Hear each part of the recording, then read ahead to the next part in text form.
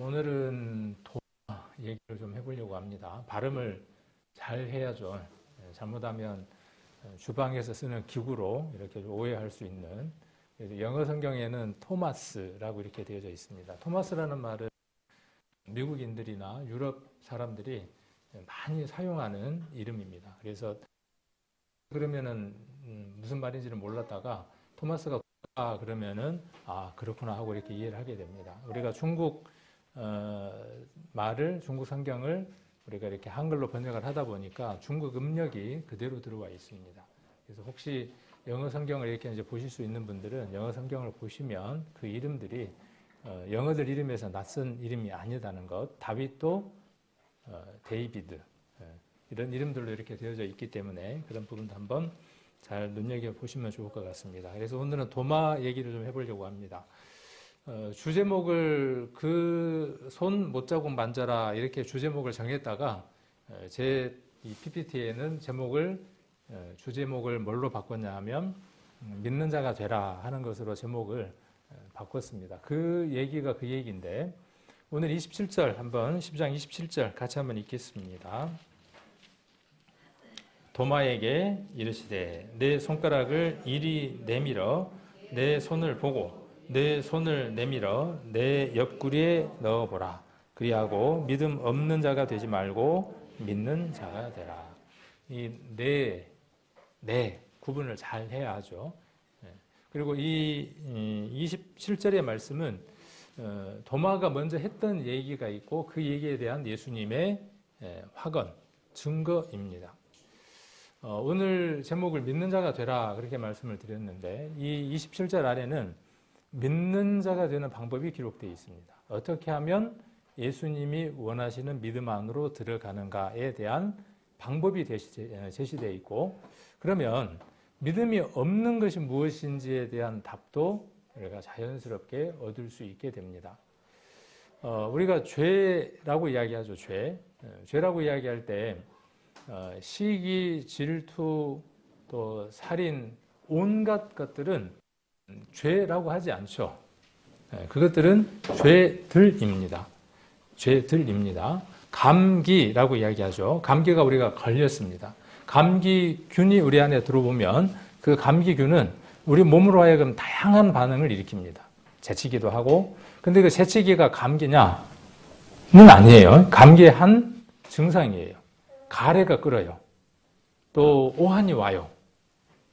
날이 지근하고 아무것도 할 수가 없어요. 그것은 감기라고 하는 균이 나를 통제했기 때문에, 나를 사로잡았기 때문에 생기는 반응들입니다.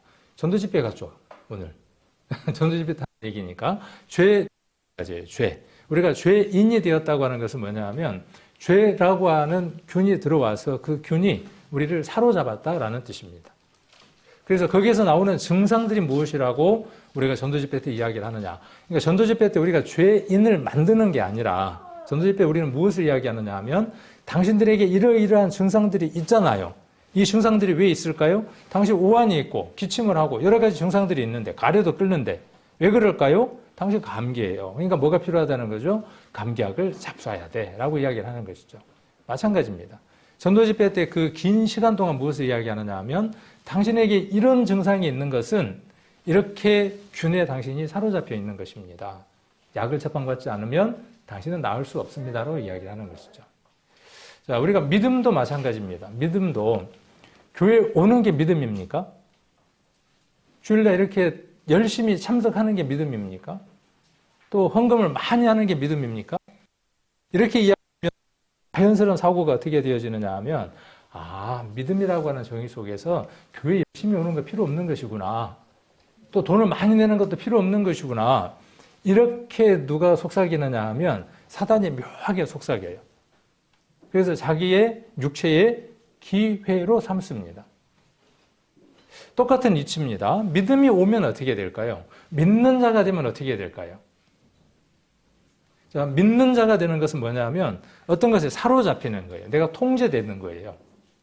내 안에 없던 것이 들어오는 겁니다. 감기도 마찬가지인 것처럼. 죄도 마찬가지죠. 우리 안에 없던 것이 들어와서 그 증상이 나타나고 감기도 마찬가지인 것처럼 믿음도 우리에게 없던 것이 생기는 겁니다. 들어오게 됩니다.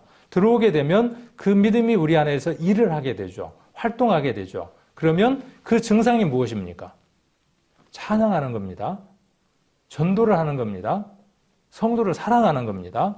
세상을 변화시키는 겁니다. 그것이 무엇이 하는 일이냐 하면 믿음이 하는 일입니다. 믿는 자가 하는 일입니다. 그러니까 교회는 헌금을 많이 하십시오. 예배에 잘 참석하셔야 합니다. 성경을 부지런히 읽어야 합니다. 이 모든 것들이 믿음을 갖게 해주는 일이 아니라는 것이죠. 암만 죄를 짓지 않게 노력을 한다고 할지라도 해결이 안 되는 것이죠. 그 죄의 근본이 해결되지 않으면 똑같은 이치입니다. 우리가 믿는 자가 되어야 무엇을 하느냐 하면 그 믿음이 우리 안에서 역사하는 일들을 하게 됩니다. 전도 집회를 왜 합니까? 라고 이렇게 누군가가 질문을 한다면 앞으로 우리 교회 전도 집회는 1년에 몇 번 할 겁니까? 라고 이렇게 질문을 한다면 저는 어떻게 답을 할 수밖에 없냐 하면 우리 교회는 오로지 이 복음 전하는 것, 전도 집회하는 것에 올인합니다. 이렇게 답을 할 수밖에 없습니다. 왜냐하면 그 믿음이 전도 집회 때에 나와 있는 그 진리의 말씀들이 우리에게 무엇을 갖게 하느냐 하면 믿음을 갖게 합니다. 그리고 그 믿음이 무엇을 하게 하느냐 하면 여러 모양의 일들을 하게 합니다. 내가 이 일을 해라 하고 목사가 지정해 주는 게 아니라 누가가 지정해 주는 것이 아니라 이루 말할 수도 없는 아주 특별한 일들을 해 나가는 겁니다. 그리고 그 일들은 감동을 시키는 겁니다. 우리는 이런 말들을 자주 합니다. 우리 교회는 왜 이렇게 A 교회보다 B 교회보다 C 교회보다 못할까? 라고 이야기를 합니다. 우리 교회가 한때는 정말 복음을 잘 전했었는데 우리 교회가 한때는 큰 교회였는데 라고 이야기를 합니다. 근데 막상 그 문제에 대한 답은 어디에서 찾으려고 하지 않는다는 것이죠. 문제는 많이 제시를 해요. 문제는 많이 제시하고 어떤 방법론들은 많이 이야기를 하는데 그 안에서 실질적인 것들에 대한 핵심들이 우리들에게 조금 어려운 면들이 있다는 것이죠. 우리 교회는 다른 교회와 다른 이 형식을 포맷들을 갖고 있습니다.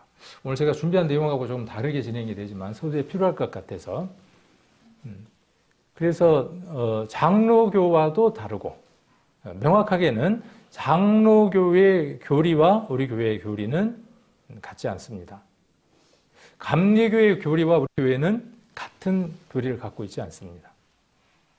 침례교회와 우리 교회는 같은 교리를 갖고 있지 않습니다. 우리 교회는 침례교회인데? 교리라고 하는 것은 뭐냐 하면 그 시대에 따른 그 구성원들이 모여서 이렇게 우리가 행하자고 하는 이렇게 이 믿음에 대해서 정리하고 있는 내용들을 교리라고 이야기를 합니다.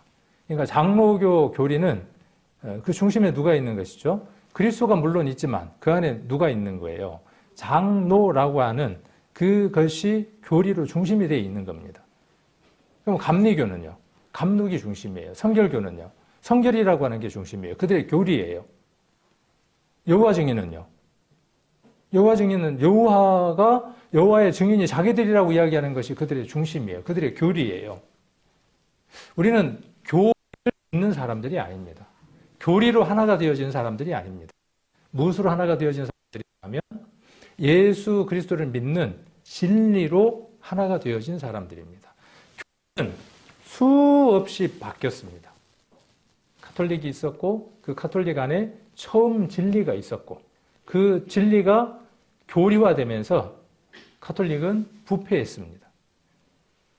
죄를 해결할 수 있는 방법이 면죄부를 사면 죄의 문제를 해결할 수 있다고 교리가 생기기 시작을 했습니다. 그 교리가 진리와 합하지 않기 때문에 그것을 거부하고 나온 자들이 개신교들이죠. 그들도 마찬가지입니다. 그들 안에 참 믿음이 있었다가 무엇만 남냐 하면 교리만 남는 것이죠. 우리는 침례를 성경 안에서 가장 중요하게 생각하기 때문에 침례교라고 하는 이름을 붙였습니다. 그것이 우리의 교리의 한 일부이기는 합니다. 우리가 믿는 믿음에, 우리가 공통적으로 믿는 믿음의 내용 가운데의 일부이기는 합니다. 그렇기 때문에 우리가 침례교이냐? 그렇지 않습니다. 우리가 이야기하는 침례라고 하는 것은 세상이 이야기하는 그 침례교의 교리와 다릅니다. 성경이 이야기하는 참 진리, 그리스도와 함께 죽었다고 하는 것이 시인되어지고 그것에 내가 함께 되어졌음을 인정하고 그것을 내가 믿고 그리고 장사되었음을 부활하심을 믿는 성경에서 이야기하는 가장 기초가 되어지며 모든 것이 되어지는 그 믿음을 공유한 사람들. 이것은 교리가 아닙니다. 물속에 들어갔다가 올라오는 교회. 이렇게 해야만 교회 교연으로 받아주는 교리를 가진 침례교와 우리는 구별되어져 있습니다. 구별되어져 있습니다. 우리가 믿는 믿음은 그것이 아닙니다. 그래서 교리로 모든 것들을 나누면 안 됩니다. 우리 교회 안에는 그 진리를 더 키우고 확장시키고자 갖고 있는 이 시대의 한 방법이 있는데 그것이 전도 집회입니다. 그래서 이 전도 집회는 새로운 사람에게 전도하기 위해서 전도 집회가 있고 우리 안에 있는 이 믿음을 확장하기 위해서 전도 집회가 있습니다. 그러니까 이 전도 집회는 많이 해야 하는 것입니다. 자주 해야 하고 그리고 이 전도 집회에 누가 참석해야 되느냐 하면 첫 번째 목적이 구원받지 않는 사람들이니까 그들. 두 번째 목적이 어디에 있느냐 하면 우리가 그 말씀을 진리의 말씀을 확인하기 위한 것이니까 우리가 참석하는 겁니다. 복음을 전하려면요 우리가 튼튼해야 합니다. 물에 누군가가 빠져서 허우적대고 있는데 그 사람을 건져내려면 불 속에 누군가가 지금 연기를 마시고 죽음 가운데에 빠져드는 사람이 있습니다. 그들을 건져내는 사람들이 우리가 소방관이라 그러죠. 경찰들은 위급한 상황에서 국민들을 보호하는 거죠. 그래서 그들은 체력 단련하는 데에 많은 시간을 들입니다. 왜? 체력이 곧 뭐니까? 다른 사람의 생명을 건져내는 중요한 지표가 되기 때문에 그렇습니다. 그리스도인들도 마찬가지입니다. 저와 여러분들에게 이 체력, 근력, 근육이 없으면요. 믿음의 근육이 없으면 우리는 늘 시름시름 앓을 수밖에 없고 병들 수밖에 없습니다. 우리 연세 드신 분들은 잘 아시잖아요. 근육이 있어야 돼요. 건강해요. 그래서 어디 근육을 키우고 하체, 이 허벅지 있잖아요. 하체 장이에요. 뒤에 있는 이 복근들이 여기에 있는 그 근육들이 짱짱해야 허리를 쫙 펴고 그렇게 살아갈 수 있는 거죠. 그래서 단백질도 먹고 그렇잖아요. 육체가 그런 것처럼 우리 영도 어떠냐 하면 누군가를 이렇게 세우고 누군가를 도와주려면 우리 안에 무엇이 가득해야 되느냐 하면 예수 그리스도로 가득해서 믿는 자가 돼야 하는 거죠. 믿음 있는 자가 돼야 합니다. 그러면 믿음이 있는 것과 없는 것은 무엇으로 나뉘어지냐 그 말이에요. 오늘 여기 지금 도마에게 예수님이 뭐라고 말씀하시느냐 하면 보는 거예요. 보는 게 뭐냐? 오늘 좀 더 자세하게 이야기를 좀 해봐야 되겠죠. 아까 이제 교회에 대한 얘기를 했는데 우리 교회는 이런 게 부족해요. 우리 교회는 뭔가 그래요. 이거 중요합니다. 왜냐하면 그런 것들을 우리가 이제 세상 말로 벤치마킹을 해서 잘 되는 교회의 장점들을 가져다가 우리 교회 안에 많은 부분들을 발전시켜 나가야 하죠. 근데 모든 것들은 어디에서 나왔느냐 하면 아까 그 믿음이라고 하는 것, 감기라고 하는 것이 많은 것들을 만들어낸 것처럼 믿음이라고 하는 그 본질적인 것이 있을 때 많은 방법들이 나온 겁니다. 원리가 그렇죠. 근데 지금 우리는 무엇을 가지려고 하느냐 하면 그 본질적인 것 속에서 외부적인 것이 잘 돼 있는 그들의 것들을 가져와서 우리가 카피하려고 하는 겁니다. 그 방법들을 가져와서 우리가 카피하려고 해요. 그러면 그냥 복사기예요. 카피 머신일 뿐이에요. 저는 그걸 원치를 않습니다. 여러분들은 그것을 원하는지는 모르지만은 저는 이 교회가 어떻게 되기를 원하느냐 하면 복사기가 아니라 카피 머신이 아니라 여러분들이 창조를 해내는 아주 특별한 삶을 살아가는 그러한 사람들이 되기를 원합니다. 하나님이 우리에게 그것을 원했으니까. 각각의 창세기 많은 것들이 창조되어지는 것처럼 이 교회 안에서 여러분의 삶들의 모습들이 그렇게 변화되어져 나가기를 원합니다. 그러면 교회가 어떤 교회가 되느냐 하면 명품 교회가 됩니다. 명문고등학교. 왜 명문고등학교입니까? 비싼 교복을 입으면 명문고등학교가 됩니까? 옛날에 제가 하동에 있다가 서울로 전학을 갔어요. 서울에 몇 안 꼽히는 명문고등학교였어요. 서울대학을 학교에서 30명 내지 40명을 가요. 한 해에. 그러니까 제가 답을 이야기해 드렸잖아요. 서울대학교를 한 해에 한 학교에서 30명, 40명이 가요. 근데 제가 시골에 있었던 학교는 서울대가 뭐예요? 이거 근방에 있는 순천대도 못 들어가. 고등학교가 근방에 있는 순천대도 못 들어가. 그러니까 뭐라 그래요? 그 학교를. 근데 만일 그 학교에서 서울대를 들어간 사람들이 계속 나오기 시작을 해요. 그러면 시골에 있지만 그 학교는 어떤 학교가 돼요? 명문고등학교가 돼요. 뭔 이야기를 하려고 하느냐 하면 명문고등학교를 만드는 건 누가 만드는 거냐 하면 그 학교회란다. 그 학교의 구성원들이 만드는 겁니다. 그럼 명문대학은 왜 명문대학이죠? 그들이 사회에서 여러 곳에서 중요한 역할들을 감당하고 있는 겁니다. 사회의 저명 인사가 돼서 사회를 바꿔내는 사람들이 그 대학의 사람들이기 때문에 그 대학을 명문대학으로 꼽는 겁니다. 그 대학을 나오면 나도 그 바늘에 끼어서 함께 돌아갈 수 있기 때문에 그 대학을 가려고 하는 겁니다. 이 세상을 누가 바꾸느냐 하면 거기에 있었던 사람들이 바꾸는 거예요. 그 구성원들이. 우리가 이렇게 한번 생각을 해봅니다. 우리 교회 안에 있는 우리 구성원들이 명품 삶을 살잖아요. 참 표현이 그렇죠. 명품 삶. 근데 이걸 원하시는 거예요, 하나님이. 우리가 명품의 삶을 살면 우리 교회는 어떤 교회가 되어지느냐 하면 명품 교회가 되는 겁니다. 여러분들의 삶이 여러분들에게 책임을 전가하는 게 아닙니다. 왜냐하면 믿음에 나타나는 증상들이 그러하다는 걸 이야기하고 있는 거기 때문에 우리가 명품의 삶을 살고 명품의 말을 하고 명품의 인격을 갖추잖아요. 교회 건물이 허름하고 교회가 오래되었다고 할지라도 그 교회가 어떤 교회가 되어지느냐 하면 명품의 교회인 겁니다.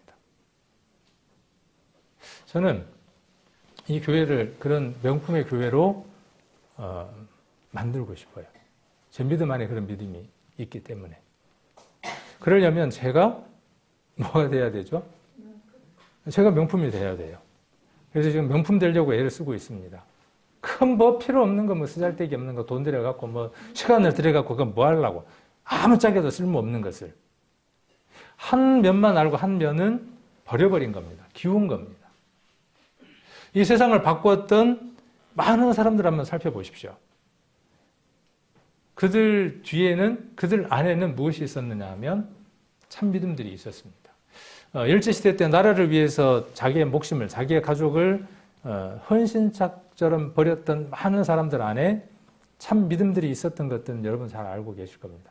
안중근, 그죠? 우리가 한 손 이렇게 잘렸던 분 잘 아시죠? 그분의 세례명이 뭔지 아십니까? 답을 제가 이야기해드렸어. 그분의 세례명. 얼른 눈치가 빠른 분은 얼른 아실 건데. 안중근 의사입니까? 그분이 치료를 하는 의사인가요? 하여튼 그분의 세례명. 토마스입니다. 도마입니다. 그들에게 믿음이 있었고 그 믿음은 명품의 삶들을 만들었고 그 명품의 삶들이 나라를 구했고 세상에 영향력을 미쳤습니다. 그러려고 하나님 우리를 부르셨다 그 말이에요. 여러분들을 부른 목적은 어디에 있느냐 하면 여러분들을 불러서 세상에 빛과 소금의 역할을 하기 위해서 여러분들을 부르셨다고요. 교회 안에 빛과 소금이 아니고 교회 안에는 이 형광등이 있으면 충분해요. 세상에서 여러분들이 빛과 소금의 삶, 명품의 삶을 살게 하기 위해서 하나님이 여러분들을 부르셨다고요. 그러니까 믿음의 선진들, 예수님의 제자들은 어떠한 삶들을 살았냐 하면 예수님과 함께 있다가 예수님으로부터 보냄을 받아서 세상에서 어떠한 삶을 살았냐 하면 그렇게 영향력 있는 삶들을 살다가 주님이 부르셨을 때에 주님 품에 안겼어요. 우리는 그것을 놓칠 때가 많습니다. 그래서 아무것도 필요 없다, 아무것도 하지 않아야 된다라고 하는 것이 믿음인 것처럼 오해되어질 수 있습니다. 하는 겁니다. 주님을 위해서 하지 않았던 것들을 하는 겁니다. 내가 불편하고 내가 게을러서 하기 싫어했던 그 일들을 하는 겁니다. 그럴 때에 교회도 바뀌고 내 자신도 바뀝니다. 전도 집회는 여러분들에게 불편을 주고 여러분들을 어떤 일들을 하지 못하게 하려고 하는 것이 아니라 믿음 있는 자라고 하는 걸 확인해서 여러분들에게 창조적인 삶들을 살아가게 하기 위한 겁니다. 이 교회를 명품의 교회로 만들기 위한 겁니다. 좋은 교회, 잘된 교회, 그때 살펴보면 그 구성원들이 열심히 살았을 때입니다. 이 교회가 70명, 80명 그 이상의 수가 모였을 때 한번 잘 생각을 해봅시다. 구성원 한 분 한 분들이 어떻게 살았다는 뜻이에요. 그렇게 교회가 충만하게 세워지도록 살았다는 뜻입니다. 교회가 지금 힘들어요. 제대로 운영이 되고 있지 않아요. 그 얘기는 어떤 뜻이냐 하면 위로 목사로부터 시작해서 모든 성도들이 힘이 빠져 있다는 뜻이에요. 저도 제외될 수 없는 것이죠. 누구든. 근데 여러분들이 힘을 충분하게 채우면 전도집회 이야기하면서 저도 이렇게 이야기가 긴 겁니다. 그래서 우리 전도집회를 통해서 여러분들이 전도집회에 참석하고 왜 매번 이걸 꼭 들어야지가 아니라 이 말씀이 내 말씀으로 내 안에 자리 잡아서 내가 믿음이 있는 자가 되어지면 믿는 자가 되어지면 믿음 없는 자는 뭐예요? 여기에서 오늘 본문에서 믿는 자는 어떤 자이고 믿음이 없는 자는 어떤 자입니까? 어렵습니까? 이 부분만 이해를 하면 오늘 설교는 중요한 내용을 다 정리를 하고 나가는 겁니다. 믿는 자는 어떤 자가 믿는 자예요? 자, 못자국 난 예수님 손, 창자국 난 옆구리에 손가락과 손을 넣어보는 거예요. 그렇게 넣는 자, 넣어보는 자가 누구냐 하면 믿는 자입니다. 예수님을 믿는다라는 말은 어떤 뜻이냐 하면 매일 그 손가락과 옆구리에 예수님의 손에 예수님 옆구리에 내 손가락과 손을 넣어보는 겁니다.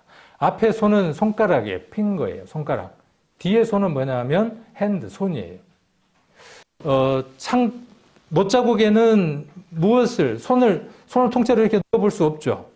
뭘 넣어볼 수 있어요? 못자국이니까 못보다도 더 큰 손가락을 넣어보는 거예요. 한번 사람은 생각을 해보세요. 이 장면을. 도마가 곧 누구이냐 하면 우리여야 하는 거죠. 믿는 자가 되어야 하는 거니까. 그래서 우리에게 예수님이 원하시는 것이 무엇이냐 하면 그 손가락을 만져보는 거예요. 그 못자국에 내 손가락을 넣어보고 만져보는 거예요. 그러면 옆구리는 어때요? 창이니까 못자국보다 크겠죠. 그러니까 뭘 넣어보는 거예요? 손으로 넣어보는 거예요. 어떻게 했습니까? 이것이 뭐냐 하면 성경에 말하는 가장 근본된 믿음입니다. 믿음이 있는 것은 무엇이냐 하면 이것이 내 안에 들어와 있는 자예요. 이것과 하나가 되어져 있는 자예요. 다르게 표현한다면 갈라디아서 2장 20절이고 로마서입니다. 도마는 이 내용을 알지 못했어요. 그래서 이 내용을 알지 못하고 이 경험이 없는 것을 무엇으로 이야기했느냐 하면 믿음이 없는 거예요. 예수님에게 있어서 믿음이 없는 것은 어떤 것이냐 하면 성경 내용을 많이 알고 있는 것, 열심히 살아가는 것, 우리가 생각할 때는 그것이 믿음의 기준이에요. 그러나 서두에 말씀드렸던 것처럼 그것은 믿음의 어떤 결과물들이에요. 내가 성경을 많이 읽는 것, 열심히 살아가는 것, 그 모든 것들은 뭐냐 하면 믿는 자로부터 나오는 어떤 결과물들 뿐이에요. 믿음의 핵심의 내용이 무엇이냐입니다. 여러분들이 믿는 믿음의 내용의 핵심이 무엇입니까? 저는 이것을 믿습니다. 바울이 믿었던 믿음이고 앞서간 믿음의 선진들이 믿었던 이 믿음. 그래서 저도 매일 어떤 믿음 안에서 살아가느냐 하면 이 도마처럼 내 손가락을 예수님의 못자국 난 손에다가 넣어보는 삶을 삽니다. 내 손을 예수님의 그 옆구리에 넣어보는 삶을 살아갑니다. 온종일 매 시간 매 초마다 내가 그렇게 살아가지는 못하지만 그것 속에서 내가 모든 것들을 의지하고 살아가려고 애를 씁니다. 그럴 때 내게 무엇이 오느냐 하면 어떤 것도 내려놓을 수 있는 힘들이 오더라는 것이죠. 이것이 믿음의 방법입니다.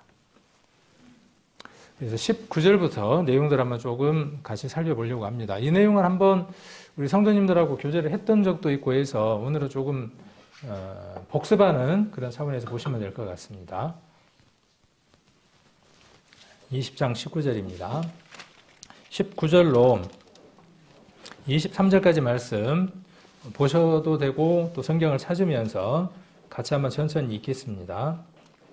이날 곧 안식 후 첫날 저녁 때에 제자들이 유대인들을 두려워하여 모인 곳에 문들을 닫았더니 예수께서 오사 가운데 서서 가라사대 너희에게 평강이 있을지어다.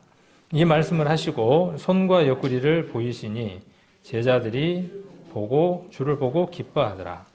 예수께서 또 가라사대 너희에게 평강이 있을지어다. 아버지께서 나를 보내신 것 같이 나도 너희를 보내노라. 이 말씀을 하시고 저희를 향하사 숨을 내쉬며 가라사대 성령을 받으라. 너희가 네 죄든지 사하면 사하여질 것이요 네 죄든지 그대로 두면 그대로 있으리라 하시니라. 23절에 죄를 사할 수 있는 권세는 유대인들은 뭐라고 이야기를 했습니까? 죄를 사할 수 있는 권세는 누구에게만 있습니까? 하나님 한 분밖에는 죄를 사하는 권세가 없거늘 이렇게 말씀하셨죠. 예수님 오셔서 뭐라고 말씀하셨어요?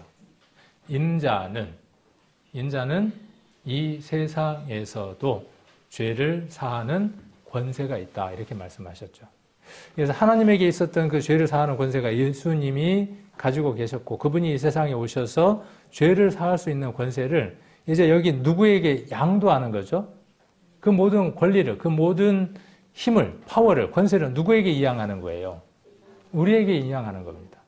하나님에게 있었던 죄를 사하는 권세를 예수님에게 주셔서 예수님이 그 일을 이루셨고 이제 여기 23절을 보면 그 권세가 누구에게 있는 겁니까? 우리는 죄를 사하는 권세가 유대인들처럼 누구에게만 있다고 지금 한정 짓고 있는 거죠? 하나님에게만. 아, 죄는 하나님만 해결하실 수 있는 거구나 하면은 맞죠. 그런데 이제 이 성경은 우리에게 뭐냐면 네 죄든지 세상 모든 사람의 그 죄가 예수 그리스도의 보혈로 말미암아 깨끗하게 되어졌음을 사하여졌음을 전할 수 있는 자가 누구라고 말씀하시느냐 하면 우리라고 말씀하고 있는 것이죠. 전도 집회를 왜 하는 겁니까? 우리가 그 일에 동참하는 것이죠. 저와 여러분이. 그래서 예수님이 뭐라고 말씀하셨습니까? 내가 한 일보다 더 큰 일들은 누가 할 것이다? 너희가 할 것이다. 그렇죠. 아담이 하나님이 창조하신 모든 창조물에 이름을 붙였죠. 마침표를 찍었습니다. 큰 일이었죠. 이제 우리도 어떻습니까? 세상 모든 사람들에게 이름 없는 그들에게 죄인인 그들에게 그리스도인이라고 하는 그 이름을 붙여줄 수 있는 죄를 사할 수 있는 권세를 우리가 가졌습니다. 근데 쓰지 않으면요. 베드로에게 이 권세가 있었죠. 베드로에게만 있습니까? 가톨릭은 누구에게만 있어요? 베드로에게만 있다는 거예요. 사제에게만 그게 있다는 거예요. 목사에게만 그게 있다는 거예요. 성경은 그렇지 않습니다. 많은 사람, 모든 사람, 그리스도 안에서 구원받은 사람이 제사장이 되어서 누구의 죄든 해결할 수 있는 사람이 되어졌다는 것이 복음의 핵심이죠. 자, 22절에 보시면 저희를 향해서 숨을 내쉬며 성령을 받으라 그랬어요. 이 표현은 정말 기가 막힌 표현입니다. 요한복음에 나오는 이 요한은 창세기에 나와 있는 내용들을 그대로 빌어다가 요한복음에 하나님의 능력을 그대로 표현하고 있는 것들을 봅니다. 태초에 말씀이 계시니라. 창세기 1장 1절과 요한복음 1장 1절은 맥을 같이 하고 있죠.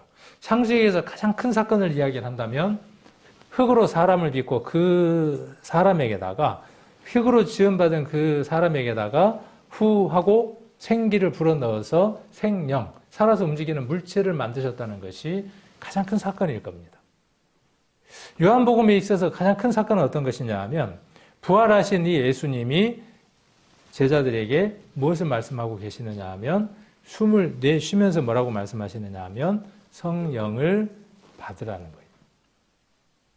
우리는 하고 들여쉬어서 성령을 받았죠. 성령이라는 말은 거룩한 영이라는 뜻도 됩니다. 성령은 그의 영이라는 뜻도 됩니다. 그의 영. 그리스도의 영, 그의 영. 그 다음 성령 안에는 어떤 뜻이 들었냐 하면 하나님의 영입니다. 성령을 거룩한 영으로만 한계를 짓지 말고 성령은 하나님의 영입니다. 하나님의 영은 영원하신 영입니다. 그렇죠? 이 말을 우리가 이렇게 풀어볼 수 있어요. 성령을 받았다라는 말을 이걸 받으니까 막 방언을 하고 막 뜨거워지고 천천만만의 콩떡이에요. 성령을 받는 것은 어떤 것이냐 하면 하나님의 영이 내 안에 오는 거예요. 그러면 그 이전에 우리에게 있었던 하나님의 영이 어떻게 되어졌던 거죠? 아담 안에서 깨어졌죠. 깨어졌던 그 하나님의 영이 비로소 예수 그리스도의 죽으심과 부활하심으로 내 안에서 회복되어지는 것이죠. 그러니까 내 안에 하나님의 영이 와 있는 거죠. 그러니까 거룩한 영인 거죠. 그 하나님의 영은 유한한 영입니까? 영원한 영입니까? 영원한 것이죠. 우리에게 영원한 영, 하나님의 영이 들어와 계셔요. 그러면 우리는 죽어야 안 죽어요? 안 죽는데. 죽죠. 이 제한적인 육신은 죽습니다.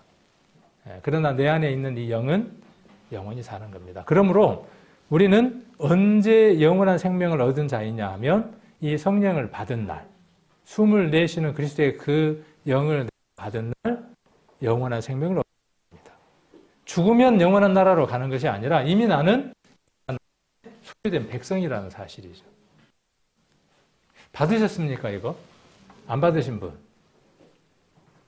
좀 끌적지근해서 좀 이따가 받으란다 그러신 분. 주시면 어떻게 하면 돼요? 감사합니다 하고 받으면 되는 거죠. 자, 그리고 19절에 보시면 예수님께서 오셨어요. 그리고 서셨어요. 어디로 오셨어요? 자, 이 부분은 참 중요한 것 같아요. 유대인들 때문에 두려워했죠.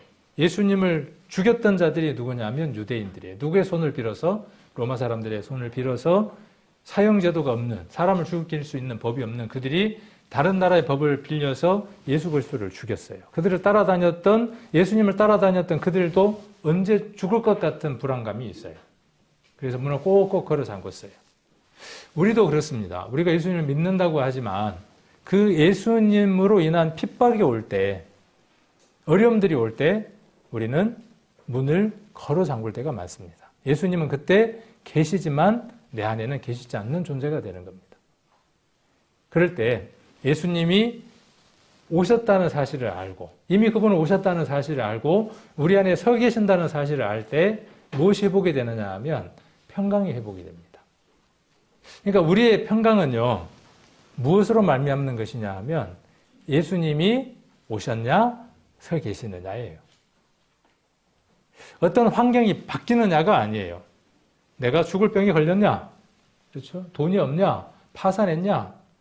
이 세상 사람들에게 있는 그 어떤 모든 조건들보다 더한 조건이 내게 이루어졌을 때, 세상 말로 사면초가가 됐을 때, 사방을 돌아봐도 빠져나갈 구멍 하나가 없을 때, 아래를 봐도 위를 봐도 나갈 구멍 하나가 없을 때,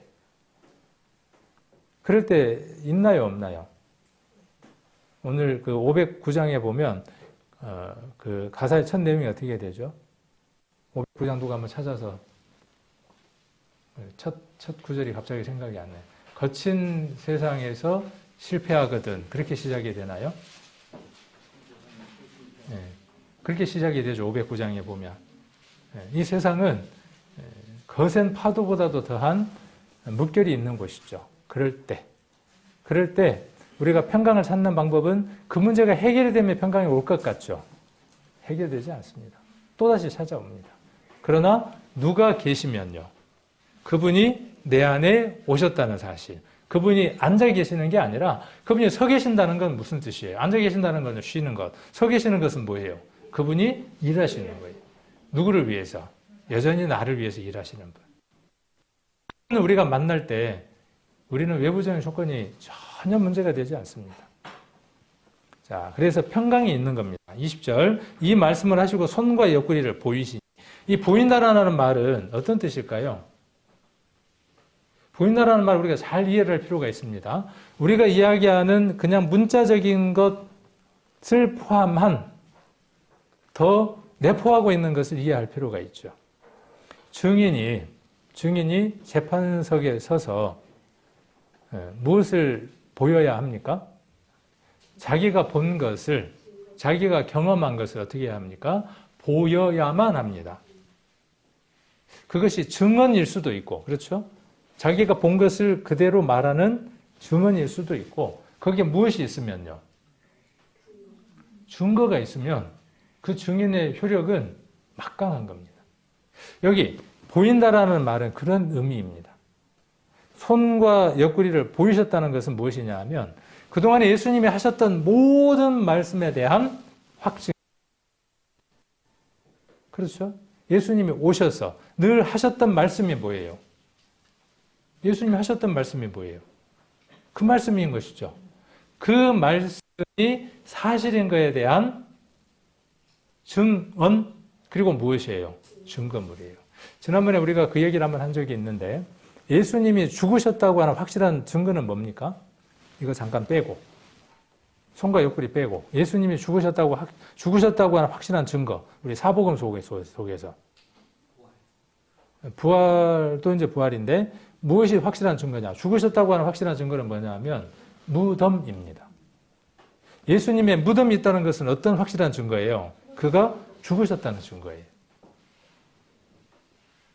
그러면 예수님이 부활하신 것은 무엇에 대한 증거입니까?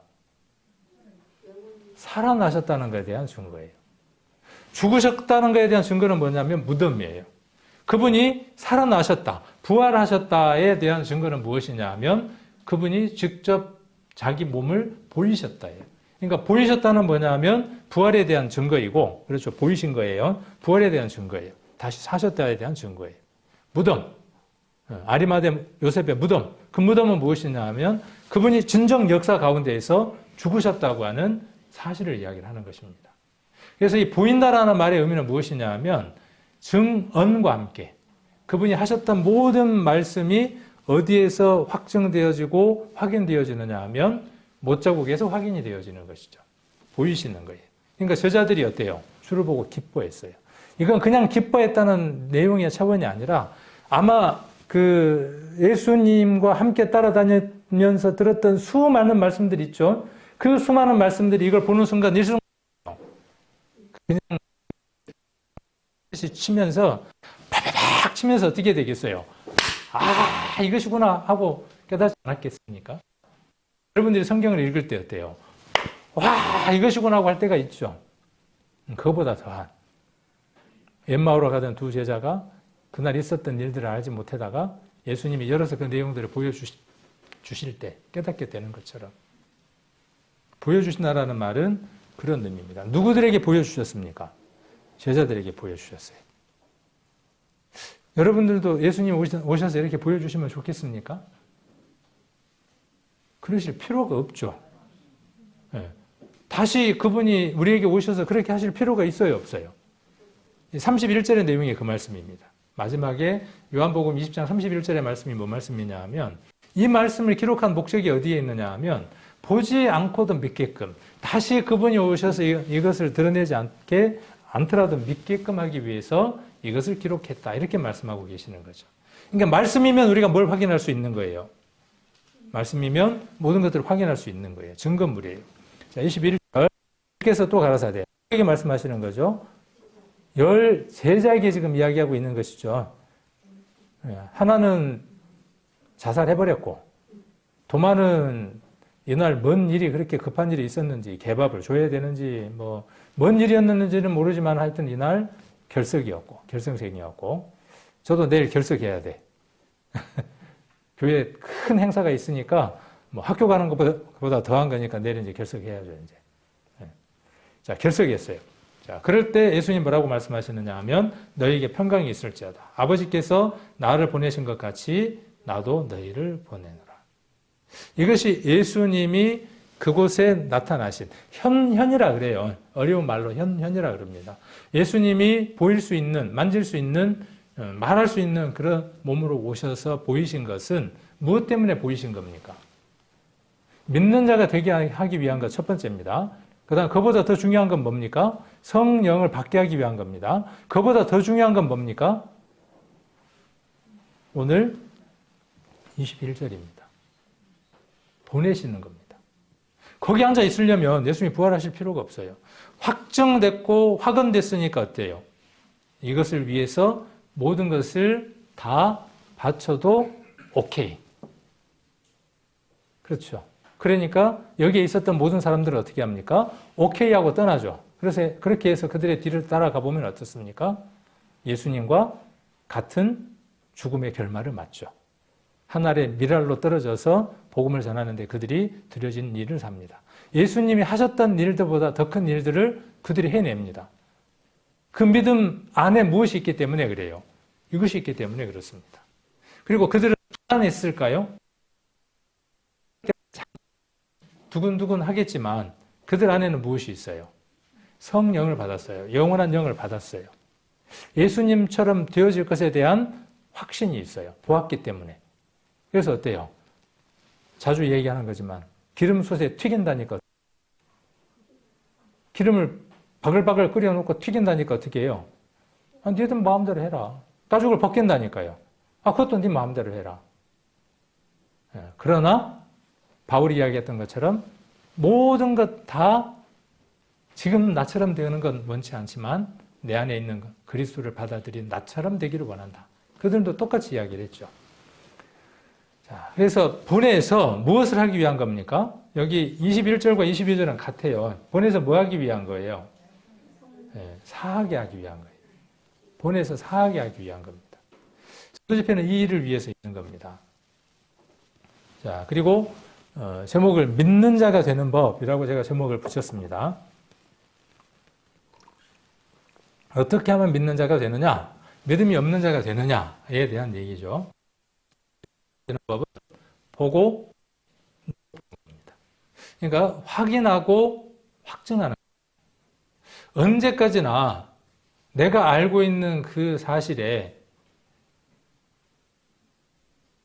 머리로만 생각으로만 왔다 갔다 하는 사람이 아니라 도마가 그랬습니다.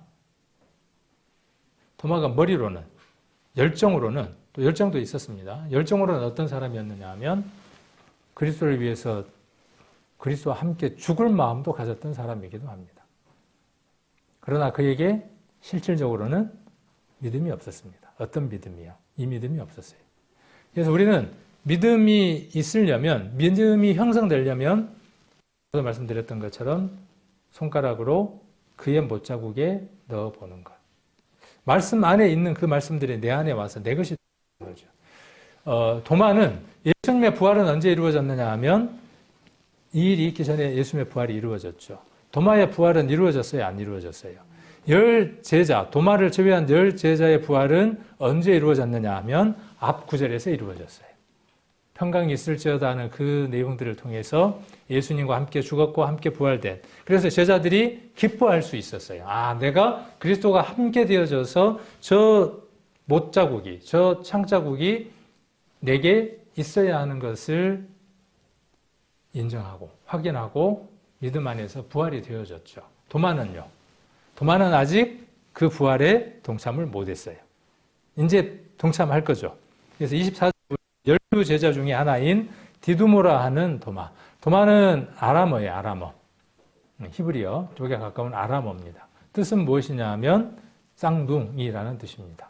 아마 쌍둥이 형제였던 것 같아요. 일란성이든 이란성이든 하여튼 정확한 건 알 수 없지만 쌍둥이. 그 다음에 디두모라고 하는 뜻이 뭐냐면 헬라 말이에요. 똑같이 어떤 말이냐 하면 쌍둥이라는 뜻입니다. 그러니까 디두모라 하는 도마니까 쌍둥이로 불리운 거죠. 도마는. 그래서 이 부분을 이 역사학자들이나 신학자들은 어떻게 이해를 하느냐 하면 쌍둥이였으니까 상당히 많은 의심이 있었을 것이다. 쌍둥이들이 성경 안에서 보면 주로 어떻게 묘사가 되어지느냐 하면 갈등하고 반목하고 의심이 있는 자로 많이 묘사되니까 도마도 그랬을 것이다. 이렇게 이해를 하는 분들도 있고, 반대로 그렇지 않다. 도마는 아주 치밀한 사람이고 확인하는 사람이며 모든 것들을 정리정돈해서 받아들이는 사람이었다. 이렇게 이제 보는 견해도 있고 그렇습니다. 둘 다 뭐 문제는 되어질 것 같지는 않지만 그냥 일반적인 게 어떤 거냐면 도마는 어떤 자로 도마에도 도마는 사람이에요. 의심 많은 도마예요. 근데 그 의심이 어떤 의심이냐면 부정적인 의심이 아니에요. 우리가 구원받았다는 것 의심해야 합니까? 안 해야 됩니까? 그럼 잘못된 거잖아요. 네. 그 의심은 뭐예요? 내가 구원받았다는 걸 의심해봐야 된다라고 할 때 그 의심의 의미는 어떤 의미예요? 확인하고 확신하고 두들겨보고 또 두들겨본다는 말이 뭐죠? 그때의 의심이에요. 그러니까 의심 많은 도마에게라는 그 의심은 어떤 의심이냐 하면 그 의심입니다. 네. 도마는 무엇을 확인하고 싶었냐 하면 그토록 자신에게 나타나서 여러 가지 어떤 기적을 보였던 그 예수님이 자기에게 확실하지만 분명하지만 그분인 것, 그분이 말씀하셨던 것, 그분이 이루고자 했던 그 모든 것들이 사실인가에 대한 확증이 필요했어요. 그것을 의심 많은 도마라고 할 때 우리가 뭔가 막 그런 걸로 우리가 이해를 하는 것보다는 그 부분이 더 나을 것 같아요. 25절 다른 제자들이 그에게 이르되 우리가 주를 보았노라 하니 도마가 가로되 내가 그렇죠. 여기 내가 그랬습니다. 내가 그 손의 못자국을 보며 내 손가락을 그 못자국에 넣으며 내 손을 그 옆구리에 넣어보지 않고는 믿지 아니하겠노라 하니라. 그러니까 이 부분을 일부분의 사람들은 어떻게 표현했다는 거죠? 의심 많은 도마. 근데 부정적으로 이해했더라 그 말이에요. 그런데 그렇게 우리가 이 부분을 이해할 것이 아니라 사도행전 한번 찾아보겠습니다. 사도행전 17장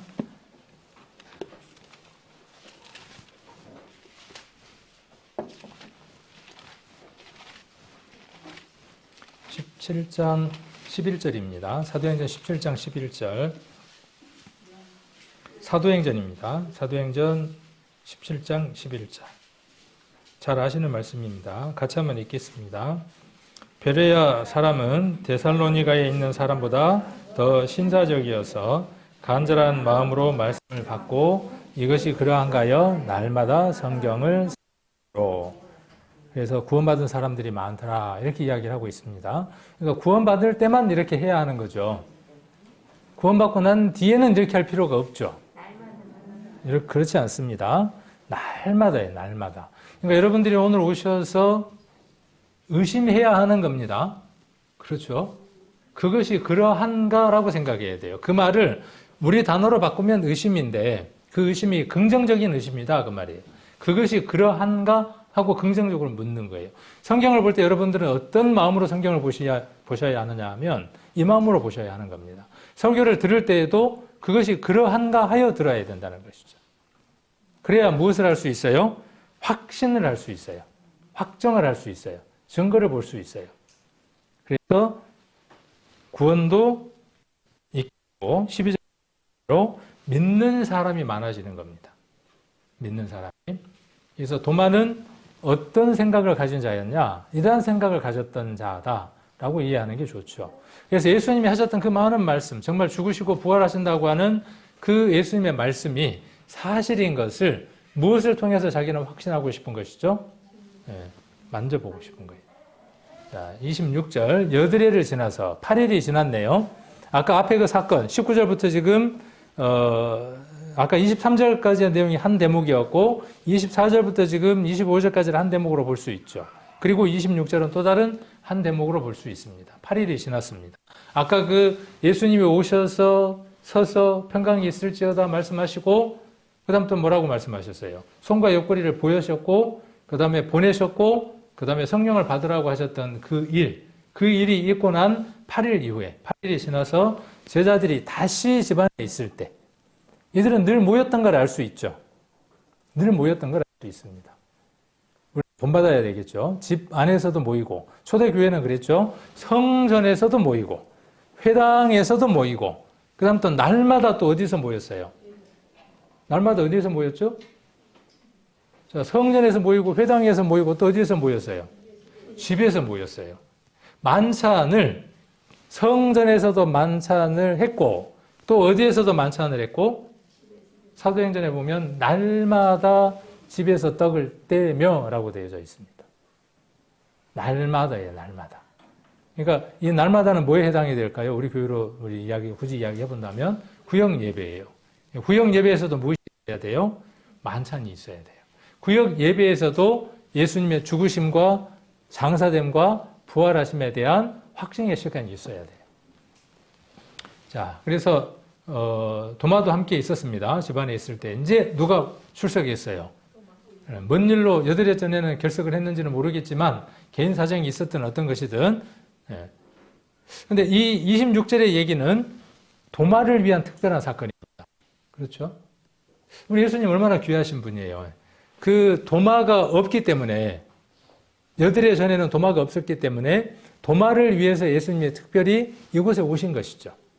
우리 각 개인들을 위해서, 전체를 위해서 예수님이 역사하시기도 하지만 우리 각 개인을 위해서 오시는 분이에요.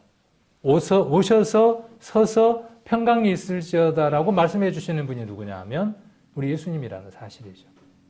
전체를 두고 10명이 있을 때 오셔서도 똑같이 손과 옆구리를 보이고 평강이 있을지어다라고 말씀하시고, 전체가 모였지만 알았어, 들어, 다 전해줘, 이렇게 이야기한 게 아니라 예수님께서 친히 도마에게 오셔서 도마에게 지금 얘기하고 계시는 거죠. 도마가 함께 있을 때 똑같이 문들이 닫혔네요. 예수께서 오사 가운데 서서 가라사대 너희에게 평강이 있을지어다 하시고, 27절 도마에게 이르시되 내 손가락을 이리 내밀어 내 손을 보고 내 손을 내밀어 내 옆구리에 넣어보라. 그리하고 믿음 없는 자가 되지 말고 믿는 자가 되라 그랬어요.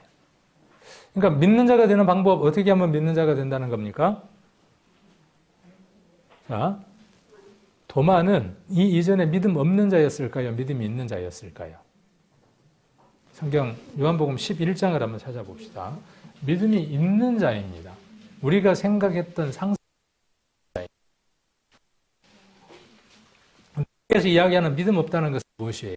그리스도와 함께 죽고 그리스도와 함께 장사되는, 그리스도와 함께 되어지는 그 특별한 체험을 이야기를 하고 있는 겁니다. 11장 16절 한번 보겠습니다. 자, 여기도 디두모라 하는 도마가, 그렇죠. 16절에 똑같이 우리가 지금 20장 24절에 나와 있는 내용을 함께 이야기하고 있죠. 디두모라 하는 도마가 다른 제자들에게 말하되 우리도 주와 함께 죽으러 가자 하니라. 이 말씀도 견해가 정반대 견해들이 있긴 한데 저는 이 말씀을 이렇게 이해를 한번 해봤습니다.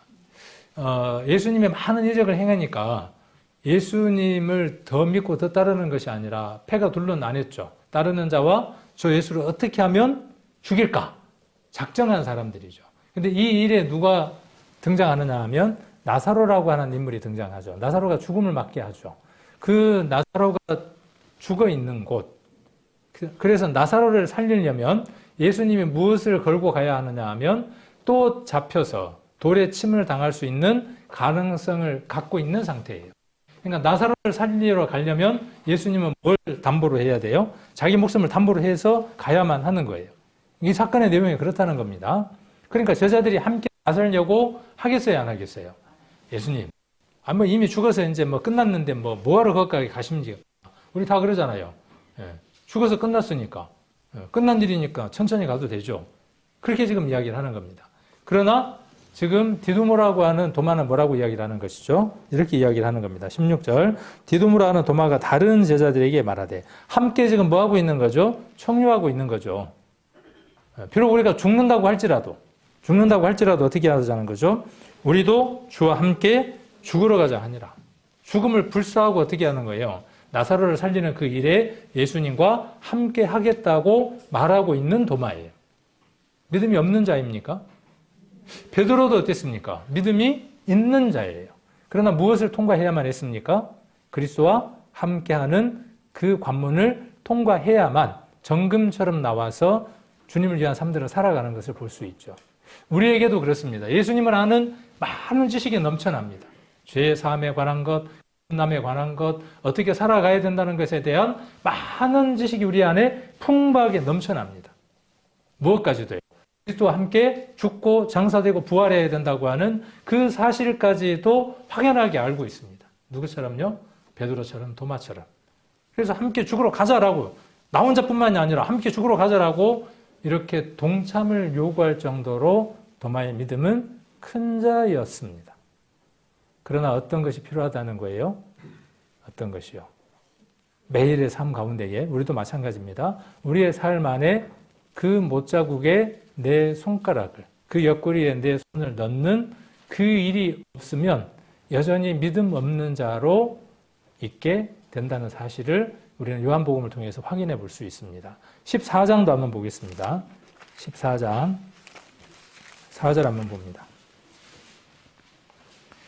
자, 이것은 14장은 예수님이 처소를 준비하러 가신대요. 이거 예식을 그대로 가져와서 말씀하시는 거죠. 우리 가나 혼인잔치 보면 이 내용을 잘 이해할 수 있습니다. 결혼 예식이 포도주로 시작이 되죠. 신랑이 준 포도주를 신부가 마시면 혼인 예식은 오케이가 되는 거죠. 그리고 뭘 하러 가게 됩니까? 신랑은 집을 준비하러 가죠. 집이 준비되면 아버지가 뭐라고 이야기를 해요? 신부를 데려와라 이렇게 이야기를 하죠. 그 배경적인 것을 지금 담고 있는 겁니다. 자, 그러면서 4절에 뭐라고 말씀하시느냐 하면 3절에 가서 너희를 위하여 처소를 예비하면 내가 다시 와서 너희를 내게로 영접하여 나 있는 곳에 너희도 있게 하리라. 내가 가는 곳에 그 길을 너희가 알리라. 이거 마침 뭐하고 똑같으냐 하면 내가 모처를 갈 텐데 내가 어디를 갈 건데 어디를 알고 따라와라 이거하고 똑같아요. 뭔 얘기냐면 거기 알지? 너 거기 알지? 예수님이 하신 말씀이 도마에게 그런 거예요. 너 지금 내가 가는 데가 어딘지 알지? 그러니까 거기로 와. 지금 도마가 뭐라고 이야기하는 거죠? 도마가 가로되 주여 어디로 가시는지 길을 어찌 알겠삼나이까. 아이, 예수님 몇 번인지 얘기라도 좀 해주시라니까요. 안산 1길 21이라고 이야기를 해주시든지 번지를 이야기를 해주셔야죠. 도통 뭔 내용인지 모르겠어요. 그렇게 이야기를 한 거예요, 도마가. 그랬더니 예수님이 그 유명한 말씀을 하시죠. 우리가 이런 배경인지는 몰랐죠. 여기 6절에 보시면 예수께서 가라사대 내가 곧 길이요 진리요 생명이니 나로 말미암지 않고는 아버지께로 올 자가 없느니라. 이 유명한 예수님의 말씀을 하실 수 있도록 도마는 질문했고 그 답을 하신 거예요. 그러니까 도마는 믿음 없는 자가 아닙니다. 우리도 믿음 없는 자가 아니죠. 우리도 믿음이 있는 자. 그러나 그 믿음보다 더한 전진이 필요한데 한 발 더 앞으로 나아가는 게 필요한데 이 도마에게는 이 믿음이 있었어요. 그러나 예수님 뭐라고 말씀하셨죠? 그 믿음보다 더한 진정으로 믿는 자가 되어야 된다. 그래서 무엇을 확인해야 된다? 무엇을 보아야 한다? 여기 평강이 있을지어다 라고 말씀하시고 27절에 도마에게 필요한 건 뭐예요? 칼이 필요한 게 아니고 도마가 있으니까 칼이 필요한 게 아니고 도마에게 이르시되 내 손가락을 제가 여기 노란색으로 내 손가락이라고 이야기했고 25절에 도마가 이야기한 것은 내 손가락이라고 이야기를 했죠. 내 손가락이라고 이야기를 했고 27절에 내 손가락을 이리 내밀어 내 손을 보고 이 보고라는 말은 어떤 뜻이에요? 확증하는 거예요. 확인하는 거예요. 만져볼 필요 있을까요? 없을까요? 만져볼 필요도 없어요. 그렇죠. 도마는 만져볼 필요도 없습니다. 그러나 도마는 어떻게 했을 것 같아요? 감히 넣어봤을 것 같아요. 상상들 한번 해보시죠. 어떤 모습으로 계실까요? 자기 못자국 손을 보이기 위해서, 옆구리 보이기 위해서 그분이 입고 있었던 옷을 입고 계셨을까요? 위에 옷을 벗으시고 위에 상체를 다 드러내셨을까요? 도마에게 자신의 그 모습을 보여주시는 겁니다. 옷을 벗는다는 것은 수치예요. 부끄러움이에요. 그렇죠. 옷을 뺏긴다는 의미도 그런 의미잖아요. 도마에게 우리 주님은 어때요? 네 한 명이라도 우리 전도집회가 그랬잖아요. 그 한 사람일지라도 이번 전도집회는 도마처럼 나를 위한 거예요. 한 사람을 위한 거예요. 그 예수님이 내게 윗옷을 벗고 못자국 난 손을 보여주시고 네 손을 가져다가 내 손을 처음에는 손가락이라 그랬습니다. 핑거, 손가락. 그 다음 두 번째는 뭐예요? 핸드, 손이에요. 손은 어디하고 일치돼요? 지금 창자국하고 일치돼요. 옆구리에 난 그 창자국에 넣어보라는 거예요. 확정해보라는 거예요. 그리고 어떻게 하라는 거죠? 믿는 자가 되라는 거예요. 이번 전도 집회는 여러분들에게 그러한 숙제를 가져다 주는 전도 집회입니다. 믿는 자가 되는 겁니다. 도마가 믿음이 없었던 자가 아니라 주님을 떠나서 아무렇게나 살았던 자가 아니라 주님을 위해서 살아가려고 발버둥 쳤던 자입니다. 죽으러 가자 그렇게 이야기를 하고 주님이 어디로 가시는지는 모르지만 번지만 주면 요즘 카톡에 번지 어떻게 합니까? 휴대폰으로 주면 따라가잖아요. 번지만 주시면 내가 거기라도 갈게요. 대단한 자였잖아요. 그러나 그에게 남겨진 길 하나가 있는데 만지는 겁니다. 그래서 내 옆구리 열어보고 믿음 없는 자가 되지 말고 믿는 자가 되라. 그리고 28절에 도마가 드디어 무엇을 합니까? 진정 믿음 있는 자가 됐어요. 믿음 있는 자가 되었을 때 간증은 신약 성경을 통틀어서 동일합니다. 베드로가 믿음 있는 자가 되었을 때, 그때는 잠깐 믿음이 있다가 없다가 하는 때인데 성경이 없으니까 16장에, 마태복음 16장에 어떤 간증을 합니까? 16장 20절에 주는 그리스도시요 살아계신 하나님의 아들이다. 이렇게 간증을 합니다. 나다나엘은 어떻게 간증을 했습니까? 당신은 하나님이시고 당신은 하나님이래. 그리고 뭐라고 이야기를 해요? 이스라엘의 왕이라고 간증을 합니다. 마르다도 어떻게 간증했습니까? 주는 그리스도시요 살아계신 하나님의 아들이다. 마르다, 마리아 다 그 신앙 고백을 합니다. 누구를 만난 자들마다, 예수님을 만난 자들마다. 그런데 여기 보면 도마는 어떻게 지금 이야기를 하고 있습니까? 대답하되 가로되 나의 주예요. 나의 주. 그리고 나의 하나님이에요. 다른 사람의 하나님이 아니고 다른 사람의 주가 아니고 주라는 말과 하나님이라는 말은 일치되는 말이에요. 주라는 말은 주인이라는 뜻이에요. 비로소 내가 비워지고 내가 주인이 아니라 하나님이 주인이 되어지는 순간인 것이죠. 이 힘이 어디에서 나왔습니까? 이 고백을 할 수 있는 힘이. 우리의 신앙 고백의 힘은 어디에 있느냐?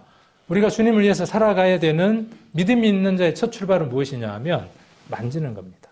수없이 들었습니다. 베드로도 들었고 제자들도 들었고 도마도 수없이 죽으실 것이다. 십자가에 못 박힐 것이다. 수없이 들었습니다. 그리고 그것은 너희를 위한 피고 찢겨집니다고 그렇게 말씀하셨습니다.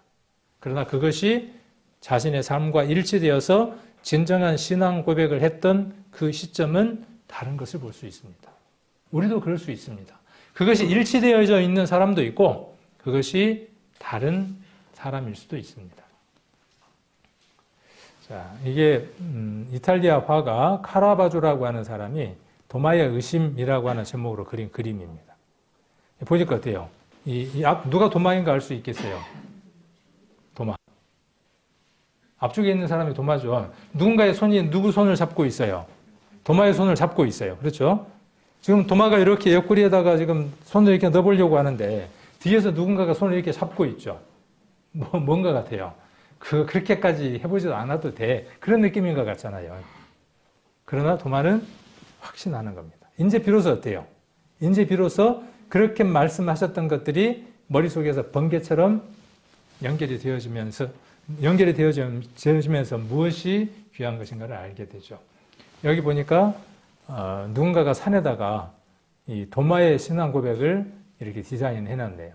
나의 주, 나의 하나님이라고 누가 신앙 고백을 해두었네요. 자, 영원하신 하나님 그리스도라 그랬죠. 그래서 나를 본고로 믿느냐. 이 본고라는 것은 무엇이에요? 지금 누구처럼요? 그 도마처럼 이렇게 넣어서 보는 것. 보지 못하고 믿는 자는 어떤 것? 그때 그 모습이 아니라 지금 말씀을 통해서 보고 믿는 자들, 우리들을 이야기를 하는 것이죠. 복되도다 이렇게 말씀하셨고 30절에 예수께서 제자들 앞에서 이 책에 기록되지 아니한 다른 표적도 많이 행하셨으나 이것을 기록함은 지금 여기에 나와 있는 이 내용을 기록한 것은 너희로 예수께서 하나님의 아들 그리스도이심을 믿게 하려 함이요 또 너희로 믿고 그 이름을 힘입어 생명을 얻게 하려 함이니라. 자, 예수는 하나님의 아들이에요. 예수는 주예요. 예수는 그리스도예요. 예수님은 하나님이에요. 예수님은 왕이에요. 그런데 이 모든 것들이 무엇을 통해서 이루어지는 것이죠? 그 이름을 힘입을 때 이루어지는 거예요. 그 이름을 힘입을 때 생명을 얻게 되어지는 겁니다. 이름을 힘입는다 그랬으니까 복습 한번 해보려고요. 이거 기억나시나요? 처음 보여드렸어요. 기억 안 나실 겁니다. 이것은 기원전 840년경에 이 모압라고 하는 곳에서 적혀졌던 이 석비, 돌로 된 비인데 그 비에가 음각되어 있는 글자가 있는데 이 글자를 지금의 히브리어로 바꿔보니까 저렇게 쓰여지더라는 거예요. 그래서 저거에다가 이름을 붙였는데 신성한 네 글자다. 아주 신성한 네 글자다라고 이야기를 해서 저걸 테트라그라마톤 이렇게 헬라어로 이야기를 합니다. 신성 사문자라고 이야기를 해요. 지금 뭔 글자일까요?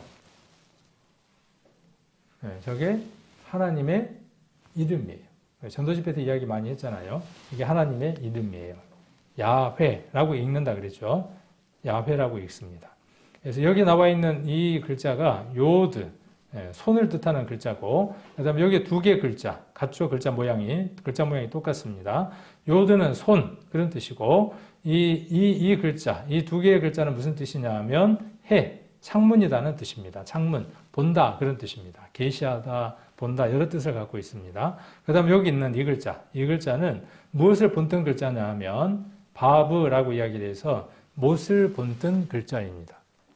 야훼라고 이렇게 읽는데, 야훼라고 하는 이 글자의 뜻을 파자해서 형상화되어 있는 상형 문자의 의미를 부여해보면 뭘 보라는 거죠? 여기.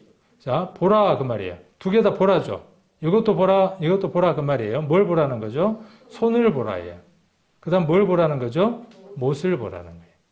도마에게 나타나서 보여주셨던 모든 말씀들이 하나님 이름 속에 들어있죠. 그래서 그 손을 보라, 그 못을 보라, 그런 뜻입니다. 자, 여기 크리스찬이라 그럽니다. 예수님을 믿는 사람들을 가리켜서 크리스찬이라고 이렇게 이야기를 합니다. 근데 원래 이거는 영어에 있는 말은 아니고 어느 한 분이 이 크리스찬이라는 말에다가 의미를 부여해서 이렇게 이야기를 합니다. 그러니까 크리스찬이라는 말은 크라이스트, 예수님 그 말이에요. 예수님. I am nothing. 예수님, 나는 아무것도 아닙니다. 나는 아무런 존재가 없습니다. 그 말이에요. 그럼 이 말의 의미에 무엇이 들어있어요? 나는 아무것도 아닌데 예수님은 뭐예요? 예수님은 모든 것이에요. 나는 아무것도 아닌데 예수님은 모든 것이에요. 그러니까 크리스찬이라고 고백할 때 내가 예수님 믿는 사람이다 라고 고백할 때에 그 고백 속에 들어있는 의미는 무엇이냐 하면 나는 아무것도 아니어야 돼요. 내게 무엇인가 있으면 그리스도는 내게 모든 것이 될 수 없어요. 자, 골로새서 3장을 한번 보겠습니다. 고린도 전서를 먼저 보겠습니다. 고린도 전서 3장. 고린도 전서 3장 21절입니다. 3장 21절. 그런즉 누구든지 사람을 사랑하지 말라. 만물이 다 있습니다. 자, 사람을 사랑하지 말라 그랬고 만물이 다 고린도 전서 3장 21절. 자, 만물은 다 우리 겁니다. 저희 것이라 그랬으니까 우리 겁니다. 22절. 바울이나 아볼로나 게바나 세계나 생명이나 사망이나 지금 것이나 장래 것이나 다 너희 것입니다. 바울도 누구를 위해서 존재했느냐 하면 우리를 위해서 존재했습니다. 아볼로도 마찬가지고 게바도 마찬가지고 우리가 살아가는 모든 세상도 그렇고 생명도 그렇고 사망도 우리가 죽음에 이르러야만 부활할 수 있으니까 사망도 누구 것이냐면 우리 것입니다. 그리고 장래 것도 다 우리 것입니다. 23절 같이 한번 읽겠습니다. 너희는 그리스도의 것이요 그리스도는 하나님의 것이니라. 자, 우리는 누구 것이냐면 그리스도의 것이에요. 그래서 어떻게 살아가야 하느냐 하면 그리스도의 것으로 살아야 돼요. 그리스도가 채워져서 사는 사람, 그리스도로 가득 채워져 사는 사람이 어떤 사람이냐 하면 크리스찬이에요. 자기는 없고 I am nothing이고 누구만 있는 사람? 예수님만 있는 사람.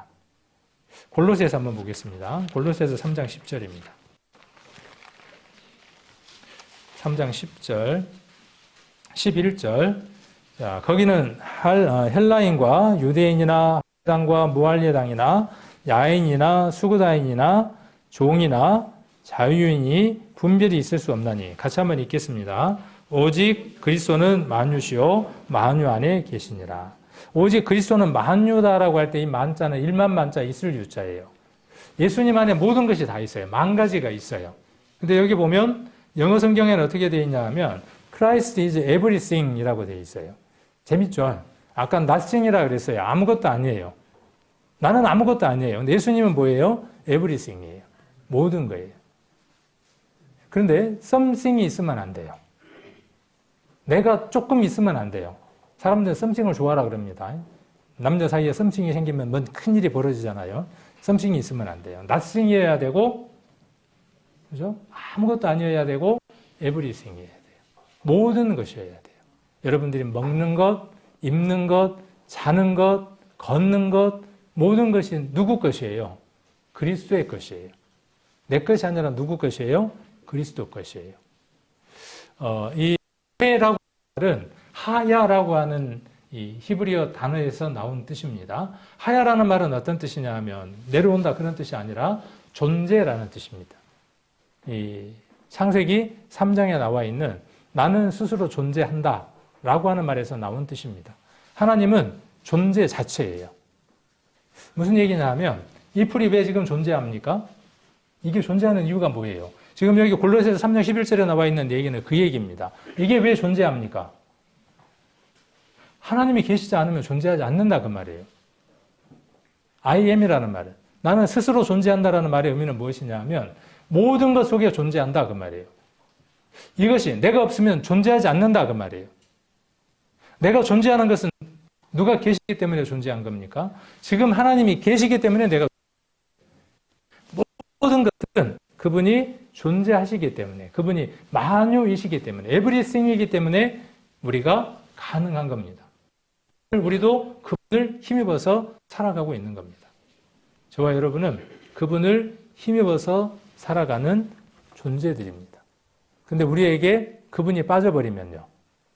우리에게 그분이 빠져버리면 쓸모없는 존재예요. 우리의 존재 가치는 우리에게 존재의 의미를 부여한 그분이 우리 안에 있을 때 우리는 어떤 존재입니다. 저와 여러분은 세상의 그 어떤 것과도 비교할 수 없는 특별한, 아주 특별한 존재입니다. 왜 특별한 존재이냐? 우리 안에 하나님이 거하고 계시기 때문에 그렇습니다. 이번 전도 집회를 통해서, 말씀을 통해서 우리 성도님들이 그 사실을 다시 한 번 더 확인하는 시간이 되시고, 도마가 믿음 없는 자에서 믿음 있는 자의 관문으로 그 관문을 통과한 것처럼 개인적인 여러분의 삶들 안에서 정말 한 삶이 그 전환이 되는 그러한 전도 집회가 여러분들이 될 수 있도록 전도 집회의 마음들을 가지셨으면 하는 생각이 듭니다. 매번 있는 전도 집회가 아니라 이번 전도 집회가 나를 위한 전도 집회. 이 제자들에게 나타났던 그 예수님이 다시 오셨지만 도마를 위해서, 개인을 위해서 오셨던 것처럼 그 둘이 함께 있었던 것처럼 이번 전도 집회는 모두를 위한 것이고 특별히 누구를 위한 것이냐 하면 도마 같은 나를 위해서 믿음이 있는 것 같지만 그렇게 열정적으로 살아가지만 내가 매번 예수님의 손과 옆구리에 넣어보지 않는 삶을 살아가는 그 시간들이 있는가 하는 것들을 확인해 볼 수 있는 그런 중요한 전도 집회가 될 겁니다.